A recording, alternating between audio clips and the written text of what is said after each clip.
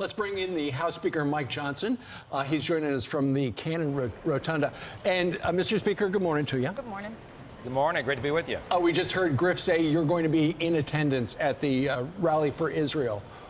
Does it disturb you that there are so many people on the other side who are actually members of Congress? It's very disturbing. I mean, I can't wait to be out there at the rally today. It's a very important stance that we can take.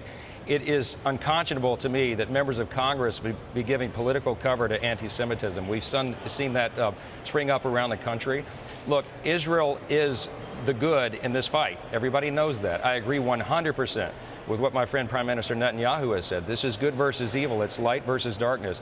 It is civilization versus barbarism. And we have to stand with Israel. We will. As you know, one of my first acts after becoming Speaker was to pass the bipartisan support package to help Israel. We need that to be signed into law, and we need to stand strong with them, and we'll do that again today. Mr. Speaker, did you talk to the president? Because there's no word of the president showing up to the event or the vice president. And I just wonder, do you think it does a disservice to the cause that all three branches of government aren't represented at this rally today? It would certainly be nice to have the president or the vice president or both at this rally. They need to be here. He needs to show his support, and we need to project strength on the world stage. The problem with the Biden presidency overall is that we're projecting weakness, and that invites aggression. And I think that's part of the calculation here. I think that's what Hamas and Iran, using them as a proxy, has factored in. We have to stand strong with Israel. We will. The House is resolute in it. I'm happy to see the Senate doing the same. They need to get our aid package voted through the Senate so we can sign it into law and do that immediately. And that's going to be a priority we continue to push. Yeah, Mr. Speaker, the House is expected to bring that two-part measure, your two-part measure, to the floor for a vote. But you do have GOP opposition. There are 6 that oppose the bill. You're going to need Democrats to avoid this shutdown of the government. How do you expect to get their votes? I think we'll get it done. Look, Washington is broken. The appropriations process has not worked the way it's supposed to for decades. I've been on the job for less than 3 weeks, but we're trying to fix it. This new innovation, the ladder CR, the two-stage CR, is an important innovation. It's a paradigm shift because what it will do, Ainsley, is it will prevent the dreaded Christmas omnibus spending bill, where thousands of pages are hoisted upon the members at the last moment before they leave for Christmas, and we have to vote, for example, like last year, on $1.7 trillion in spending all lumped in together.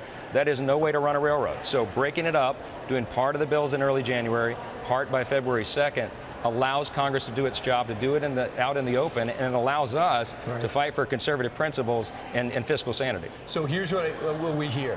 The Republicans are upset there's no spending cuts, border security measures, and then Democrats are upset no funding for Israel, funding for Ukraine.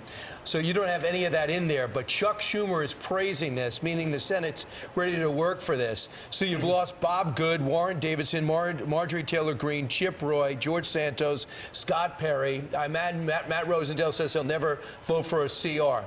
The last time a speaker combined with Democrats to pass something, that speaker lost his job. Are you concerned you're going to lose your job if this passes? I'm not, Brian. We're doing something very different here. By breaking it up and doing the ladder CR, we have a different process.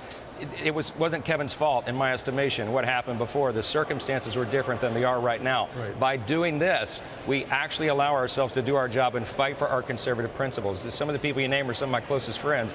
I understand it. I hate CRs. We shouldn't do this, and we're not going to do it again. Next year, we're going to get back to the actual lawful appropriations process that the American people deserve. But this is a necessary step to bridge that gap to get us there and prevent a government shutdown. But Speaker, is that I'm so sorry, Steve. Is that a commitment from you that next year, no CRs, you won't sign on to it, that we would go through the regular order process? That's exactly right. We're going to force it the way it's supposed to be done. The Budget Control Act of 1974 spells this out in the law, and nobody's followed it here for years. And that's why we have the economic crisis we have. That combined with Bidenomics and their policies, we have to change how Washington works, and we're in the process of doing that. This is a necessary first step. Well, I know you met with the House Freedom Caucus last night, and I was just talking to somebody who was in the meeting. They appreciate the two-step laddered approach because you're trying to, figure out a way so that the government doesn't shut down. But at the same time, Nobody from the House Freedom Caucus, for the most part, likes it or will vote for it. So you're going to have to vote it on suspension today, which means you need 2/3. That is a gigantic mountain to climb, and you're going to need a bunch of Democrats. We need everybody to support it. I met with my House Freedom Caucus brothers and sisters last night because they invented that. The idea came out of Freedom Caucus for the ladder CR. I think it's a great innovation. They want to do some big spending cuts on the front end, but the problem is, guys, we only have a 3-vote margin of Republicans. Right. We don't have enough votes to do it. That's just reality. And so this will have to be a bipartisan measure to prevent the government from shutting down, because I guarantee you, if the government shut down, you know who they would blame. They'd blame the House Republicans. Right? The White House has the Democrats hold the White House and the Senate. And so this is good governance. I think it gives us an opportunity to get in and have the policy fights that we want for real policy changes on the border, for oversight over additional Ukraine aid, if that's done, to get Israel done, all these things, the supplemental. We have to be in the fight to be able to make those principled conservative stands and to change how this system works. And that's what this effort is going to accomplish. And I look forward to the fights ahead of us. Well, Mr. Speaker, you've had an exciting last few weeks. You became Speaker of the House. We loved your speech. I love that you're a strong Christian and you don't apologize for that. And your daughter was engaged recently. There's a picture of Hannah on her engagement day, and I think her fiance's name is Cody, and I know you went to Louisiana to celebrate. Tell us about it. We had a whirlwind trip down there that was long planned. Cody did a great job setting that up. Ill-timed for us because it was right after the speaker's race.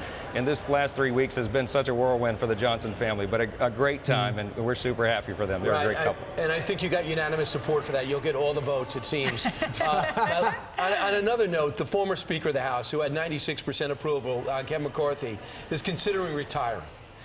Would there be a significant position for him? I don't think we've ever had a speaker just go back. Nancy Pelosi was instilling leadership. What do you think about that? Listen, I've had many talks with Kevin. He's a dear friend of mine, and we've talked about what roles he can play. I'm completely open to his ideas on that. I know he's getting a lot of offers outside in the private sector, and he should, because he's an extraordinary, talented, patriotic individual and a brother of mine. I want Kevin to do what's best for him, but I would love for him to stay, and we need that leadership in the House. All right, Mr. Speaker, we'll watch for you.